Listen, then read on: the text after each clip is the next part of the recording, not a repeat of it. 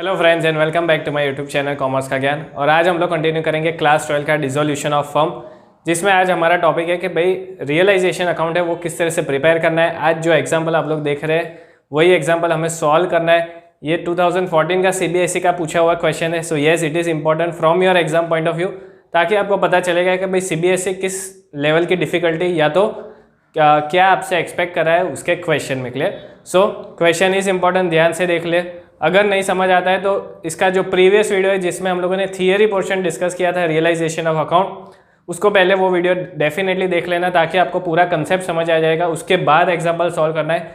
सीधे example solve करने जाओगे तो नहीं समझ आएगा, बिकॉज थियरी अपने को क्लियर ही नहीं है। ठीक है? सो थियरी अपने को याद नहीं रखनी है अकाउंट्स के पेपर के लिए, लेकिन येस उसका जनरल अंडरस्टैंडिंग तो समझ आना चाहिए। ठीक है? और अगर थियरी क्लियर होगी तभी तो हम लोग एग्जाम्पल सॉल्व कर पाएंगे। क्लियर? सो चलिए स्टार्ट करते हैं।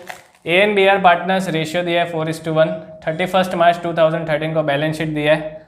Liability side creditors, workman compensation fund, B's current account and capital account. अब करंट अकाउंट और कैपिटल अकाउंट मतलब कि ये कौन सा मेथड है? फिक्स्ड कैपिटल मेथड है, जिसमें हमें दो कैपिटल अकाउंट के बैलेंस दिए होते हैं, एक करंट अकाउंट का, दूसरा फिक्स कैपिटल। क्लियर? सो इस तरह से आपको देखना है, बिकॉज ये सारी चीज़ें अपने को पार्टनरशिप फंडामेंटल्स वाले चैप्टर में डिस्कस किया था। देन वी हैव बैंक, डेटा, stock, furniture, machine and A's current account. अब जो एडिशनल इन्फॉर्मेशन दिया है वहीं से अपने को इन्फॉर्मेशन मिलेगी। Debtors realised 55,000। ठीक है? अब एडिशनल इन्फॉर्मेशन सॉल्व करने से पहले रियलाइजेशन अकाउंट जब भी प्रिपेयर करो तब सबसे पहला काम क्या करना है कि जितने भी एसेट है, ठीक है, जिसमें कुछ एक्सेप्शन है जो हमने फिर से वही वीडियो में डिस्कस किया है प्रीवियस वीडियो में, तो ज़रूर देखना। तो कौन से एसेट्स अपने को ट्रांसफ़र करने उसको बुक वैल्यू पे ट्रांसफ़र कर दो डेबिट साइड पे, और कौन सी लायबिलिटीज़ है जो हमें ट्रांसफ़र करनी है, that is third party liabilities, तो उसके भी हमें क्या करना है, बुक वैल्यू पे ट्रांसफ़र कर देना है। तो सबसे पहले वही काम करते हैं, बैंक अकाउंट से शुरुआत करते हैं। बैंक अकाउंट लेकिन अपने को रियलाइजेशन अकाउंट में ट्रांसफ़र नहीं करना है। ठीक है? Because bank account can not be realised. मेरे पास 55,000 रुपीज़ बैंक में है, तो क्या मैं उसको बेचने जाऊंगा मार्केट में कि भाई मेरे पास 55,000 है, किसी को खरीदना है? It does not have any realised value, इसलिए हम लोग उसको ट्रांसफ़र नहीं करते। दूसरा लॉजिक, हम लोग बैंक अकाउंट वैसे भी प्रिपेयर करने वाले हैं, तो फिर मैं उसको रियलाइजेशन में भी क्यों ट्रांसफ़र करूंगा? Clear? So these are the two logic behind not transferring the bank account balance. Debtors yes transfer होगा, स्टॉक ट्रांसफ़र होगा, बुक वैल्यू पे ही ट्रांसफ़र करना है, मतलब कि जो वैल्यू बैलेंस शीट में है वही वैल्यू अपने को लिखनी है। फर्नीचर होगा, मशीन अकाउंट होगा, एज करंट अकाउंट ट्रांसफ़र नहीं करना है। ठीक है? बिकॉज जब हम लोग पार्टनर्स कैपिटल अकाउंट प्रिपेयर करेंगे तब ये बैलेंस अपने को ट्रांसफ़र करना है। तो चलिए ट्रांसफ़र करते हैं।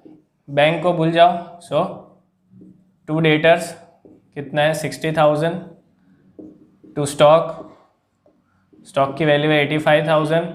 सारी चीज़ें अपने को बुक वैल्यू पे ट्रांसफ़र करना है, याद रखना। अभी हम लोग सिर्फ ट्रांसफ़र कर रहे हैं। ठीक है? Then to furniture 1 lakh rupees. अब ये ट्रांसफ़र की अगर जर्नल एंट्री पूछी जाए तो जर्नल एंट्री क्या होगी? रियलाइजेशन अकाउंट में डेबिट साइड पे लिखा है तो रियलाइजेशन अकाउंट को डेबिट करना है टू ऑल एसेट्स। ठीक है? तो this is the journal entry. Furniture हो गया, और लास्ट टू मशीन 1,30,000। क्लियर? अब लायबिलिटी साइड देखते हैं क्या ट्रांसफ़र करना है। Creditors yes. अब लायबिलिटीज़ कौन सी ट्रांसफ़र होती है? जो थर्ड पार्टी लायबिलिटीज़ है, मतलब कि जो बाहर वाला इंसान है। ठीक है? फर्म के बाहर वाला। फॉर एग्जांपल अगर पार्टनर की कोई लोन वगैरह है तो partner is not a third person. ठीक है? पार्टनर का ही तो फर्म है। सो वो सारी लायबिलिटीज़ अपने को रियलाइजेशन अकाउंट में ट्रांसफ़र नहीं करना है, लेकिन जो थर्ड पार्टी है, जो बाहर वाले को पे करनी है, वो सारी लायबिलिटीज़ हमें ट्रांसफ़र करनी है। So creditors yes third party. Workman compensation fund, अब इसमें कंडीशन है कि भाई वर्कमैन कंपेंसेशन फंड 40,000 है, लेकिन कितनी लायबिलिटी है उसकी कोई इन्फॉर्मेशन हमें दिया ही नहीं। It means there is no liability.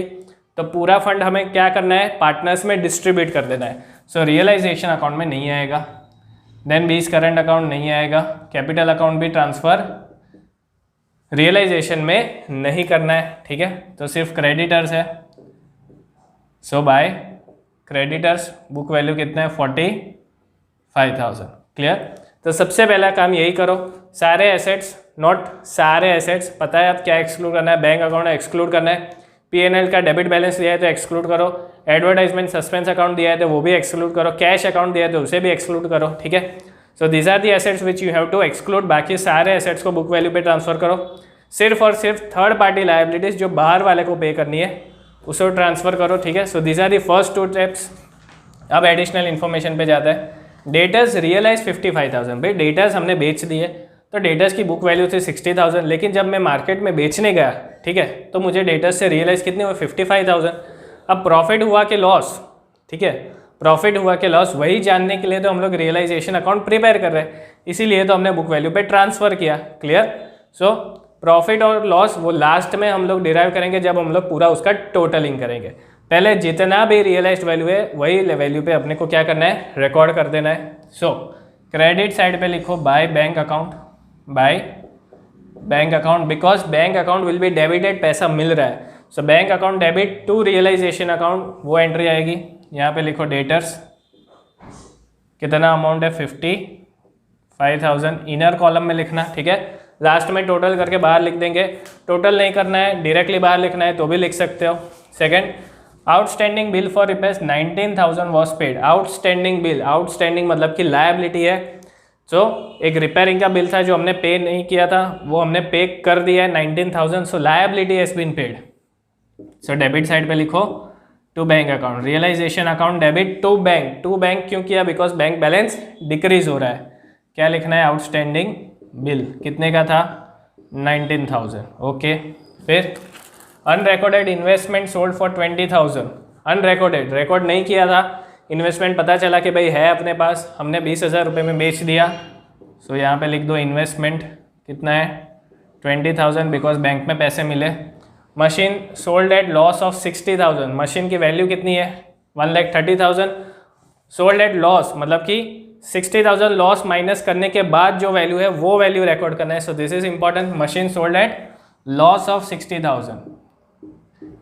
So 1,30,000 minus क्या करना है आपको 60,000 कर देना है, ठीक है। ऐसा नहीं लिखा है कि भाई मशीन सोल्ड फॉर ₹60,000, वरना 60,000 रिकॉर्ड करते हैं, लेकिन क्या लिखा है, it is sold at loss of 60,000, तो उसकी जो बुक वैल्यू है उसमें से 60,000 माइनस कर देंगे। सो 70,000, मशीन 70,000 रिकॉर्ड करेंगे। Then A took over stock at 10% less than book value. A, ठीक है, दो पार्टनर है ए और बी। भाई ए जो है वो स्टॉक लेकर गया, ठीक है, तो ए ने स्टॉक कितना लिया 85,000 का जो स्टॉक है उसमें से 10%, उसका 10%, ठीक है। A took over stock at 10% less than book value. A took over stock at 10% less than book value. Clear. चलिए स्टॉक कितना है, स्टॉक इज ऑफ ₹85,000, ठीक है। अब ए कितना लेकर जा रहा है at 10% less than, so minus 8500 कर दो। Sorry, A took over 40% of stock, sorry ये एक मिस्टेक है, A took over 40% of stock. तो स्टॉक कितना 85,000, इसका पहले 40% निकालना पड़ेगा मुझे, ठीक है, इसका 40% निकालना पड़ेगा 20, सो ये हो जाएगा 34,000। अब 34,000 का स्टॉक उसने कितने में लिया 10% less than book value, so minus 10% कर दो, मतलब कि 3400, तो इसका वैल्यू हो जाएगा 30,600। ओके, तो यहाँ पे क्या लिखना है, by A's capital account, because A is the receiver, वो स्टॉक लेकर जा रहा है। So A's capital account debit to realisation account. ये सारे जर्नल एंट्रीज अच्छे से याद रखना, बिकॉज जर्नल एंट्री का क्वेश्चन काफ़ी बार आता है, पिछले 4 अटेम्प्ट से आ रहा है। सो येस, इस साल भी एक्सपेक्टेशन है कि डिसोल्यूशन में आपको जर्नल एंट्री का रिलेटेड क्वेश्चन आ सकता है। सो बाय एज कैपिटल अकाउंट 30,600 लिखना है। Now remaining stock sold for ₹40,000, ठीक है। तो बाकी का जितना भी स्टॉक बचा 60% ऑफ दिस स्टॉक वो सोल्ड फॉर 40,000, तो बाय बैंक अकाउंट नीचे ही लिख देंगे स्टॉक 40,000। लास्ट फर्नीचर रियलाइज्ड 80,000, सो फर्नीचर लिख दो 80,000। तो ये अपना बैंक अकाउंट हो गया जिसमें सारे एसेट्स रियलाइज्ड है, उसकी वैल्यू हमें दी गई है। अगर किसी एसेट की रियलाइज्ड वैल्यू नहीं दिया है तो उसको इग्नोर करना है, उसको हमें नहीं लिखना है। क्लियर। चलिए टोटल विल बी 2,65,000। अब यहाँ पे आउटस्टैंडिंग बिल तो हो गया, ठीक है, लेकिन यहाँ पे हमने क्या लिखा है, बाय क्रेडिटर्स 45,000 जो हमने बुक वैल्यू पे ट्रांसफ़र किया, लेकिन क्रेडिटर्स को हमने फाइनल पेमेंट कितना किया है वो एडिशनल इन्फॉर्मेशन में नहीं लिखा। सो लायबिलिटी केस में हम लोग ये अज्यूम करते हैं कि अगर हमें रियलाइज्ड वैल्यू ऑफ लायबिलिटी, ठीक है, थर्ड पार्टी जो लायबिलिटीज़ है उसकी रियलाइज्ड वैल्यू हमारे पास नहीं है या तो एग्जाम्पल में नहीं दिया गया, तो उसकी जो बुक वैल्यू है वही हमें अज्यूम करना है। सो टू बैंक अकाउंट, नीचे क्या लिखेंगे, क्रेडिटर्स, अज्यूमिंग के जो बुक वैल्यू है उतने पैसे हमने उनको दे दिए, तो कितना वैल्यू है 45,000, ठीक है। सो 45,000 आपको क्या करना है, यहीं पे लिख देना है। So this comes to 64,000, clear. चलिए स्टॉक आ गया। अब क्या करना है, अब टोटल करना है और जो भी प्रॉफिट या लॉस आता है वो डिवाइड कर देना है ए और बी में in the old ratio 4:1। So total आपका आएगा 4,39,000। डेबिट साइड का टोटल हायर है, सो लॉस होगा। So by loss transfer to A's capital and B's capital, loss आ रहा है 98,400। 98,400 आपको 4:1 के रेशियो में डिवाइड कर देना है। सो 78,720 और बी का लॉस का शेयर आएगा 19,680। तो इस तरह से हमें रियलाइजेशन अकाउंट का एग्जांपल अगर आता है तो इस टेक्निक से आपको सॉल्व करना है। पहले फिर से रिपीट कर रहा हूँ, पहले सारे एसेट्स को एक्सेप्ट कौन से एसेट्स है ये आपको पता है, वो सारे एसेट्स को बुक वैल्यू पे ट्रांसफ़र कर दो। जितनी भी थर्ड पार्टी लायबिलिटीज़ है उसको ट्रांसफ़र कर दो बुक वैल्यू पे। उसके बाद एडिशनल इन्फॉर्मेशन में देखो कि भाई कितने एसेट्स है जिसकी रियलाइज वैल्यू अपने को दिया गया है, वो सारी चीज़ें क्रेडिट साइड पे बाय बैंक अकाउंट करके लिखना है। और लायबिलिटीज़ की इन्फॉर्मेशन क्या है, सो लायबिलिटीज़ की जो भी इन्फॉर्मेशन है पेमेंट करने की वो डेबिट साइड पे लिख दो टू बैंक अकाउंट करके। अगर लायबिलिटीज़ की रियलाइज वैल्यू नहीं दी गई है तो हमें क्या अज्यूम करना है कि भाई बुक वैल्यू के हिसाब से हमने उसको पे कर दिया है, तो जो बुक वैल्यू है वही यहीं पे लिखना है। फिर टोटल कर दो, जो भी प्रॉफिट या तो लॉस आता है वो पार्टनर्स में डिस्ट्रीब्यूट कर दो। So this was all about realisation account. इसका एग्जांपल इंपॉर्टेंट है from your exam point of view. तो यहीं आज वीडियो खत्म करते हैं। अगर कंटेंट अच्छा लगा हो तो लाइक, शेयर और कमेंट करना ना भूलें। Thank you.